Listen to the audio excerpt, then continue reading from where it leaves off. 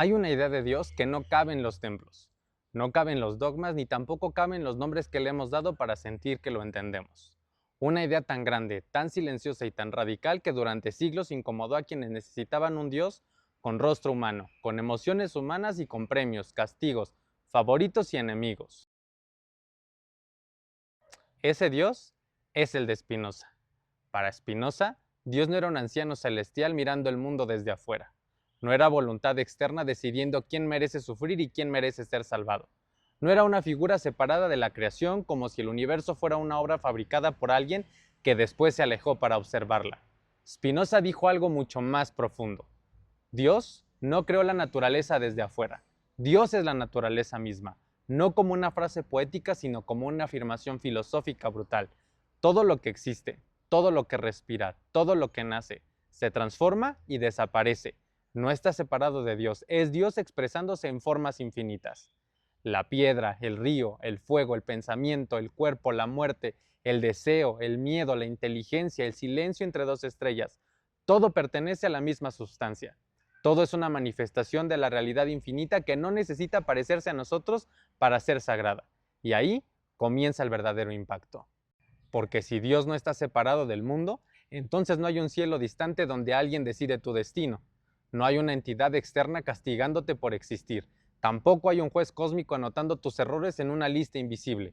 Lo que hay es un orden profundo, una red de causas, una inteligencia inmensa que no funciona como una persona, sino como la estructura misma de la realidad. Spinoza no destruye a Dios, destruye la versión infantil de Dios, destruye la idea de un Dios construido a imagen del miedo humano, un Dios que se ofende, que amenaza, que exige obediencia, que ama con condiciones. Para él, eso no era Dios, era una proyección de nuestras propias pasiones. Era el ser humano imaginando lo divino con sus propias heridas. Y por eso, su pensamiento sigue siendo peligroso, porque te obliga a dejar de buscar a Dios solamente afuera, te obliga a mirar el mundo sin separación, te obliga a preguntarte si aquello que llamas Dios no ha estado siempre respirando dentro de cada forma, dentro de cada proceso, dentro de cada instante que tu mente no alcanza a comprender. Para Spinoza, tú no eres una criatura abandonada en el universo, en un universo ajeno. Tú eres una expresión particular de la totalidad. Tu cuerpo, tu mente, tus emociones, tus contradicciones, incluso tus heridas, no están fuera de la realidad divina. Son modos temporales de algo eterno manifestándose por un instante bajo tu nombre. Esto puede ser liberador o devastador. Porque si eres parte de esa totalidad, entonces tu vida no es un accidente vacío, pero tampoco puedes esconderte detrás de la idea de que alguien vendrá desde afuera a resolver lo que tú no quieres comprender. En el Dios de Spinoza no hay evasión espiritual, hay responsabilidad, hay conciencia, hay una invitación profunda a entender las causas que te mueven.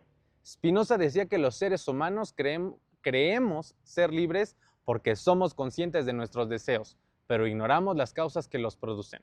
Crees que eliges desde la libertad, pero muchas veces eliges desde el miedo, desde la herida, desde la programación, desde el impulso que no has observado.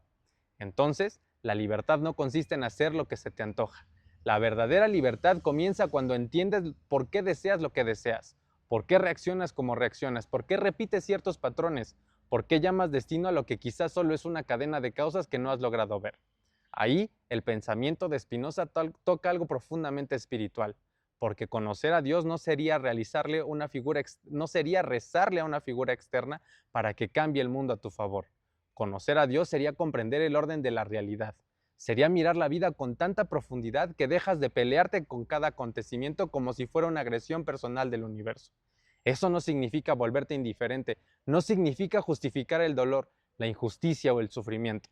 Significa entender que la ignorancia produce esclavitud y que la comprensión produce una forma más alta de paz. Para Spinoza, el ser humano sufre porque se cree separado, separado de la naturaleza, separado de los demás, separado de Dios, separado incluso de sí mismo.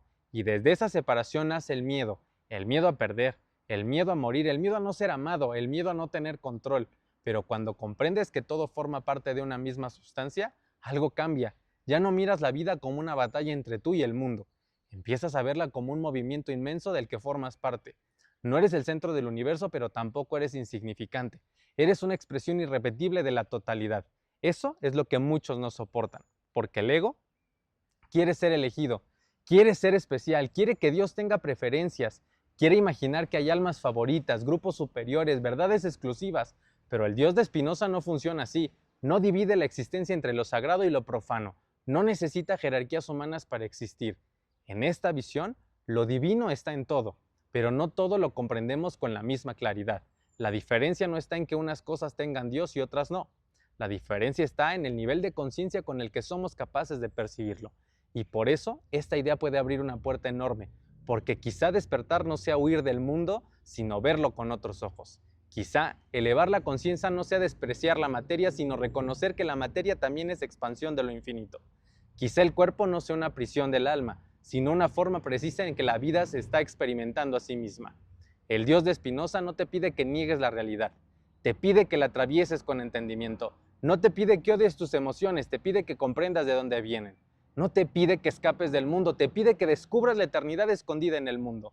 Por eso, Einstein se sintió tan cercano a esta idea, porque veía el universo en una armonía tan profunda, un orden tan misterioso que no necesitaba imaginar a un Dios interviniendo caprichosamente. Le bastaba contemplar la inteligencia de lo existente. Y quizá ahí está la clave. Hermanos y hermanas, herederos y herederas del Sol Azul, el Dios de Spinoza no grita, no amenaza, no exige adoración. Se revela en el orden de las cosas, en la geometría secreta de la naturaleza, en la expansión de las galaxias, en la lógica de una semilla, en la respiración del cuerpo, en la mente que comienza a entenderse a sí misma.